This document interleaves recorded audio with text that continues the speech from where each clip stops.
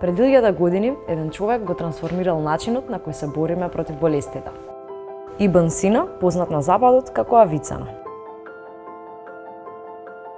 Роден во Бухари, на подрачјето на денешен Узбекистан во 980 година, Ибн Сина патувал ширум светот, проучувајќи и делејќи знаење во центрите како Багдад, Исфахан и Каиро.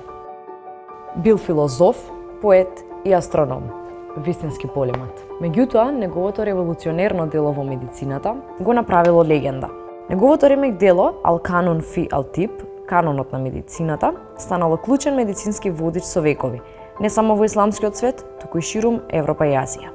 Во ова единствено медицинско енциклопедиско дело, детално е опишал заразната природа на болестите, нивните симптоми и третмани.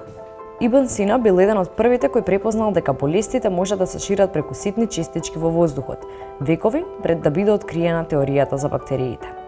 Се залагал за карантинот како превентивна мерка, поставувајќи темели за борба против пандемијата и обликувајќи модерни пристапи во јавното здравје. Дури и денес неговиот гениален придонес одекнува во медицинските училишта ширум светот, поради што многу од нив го сметаат како татко на модерната медицина.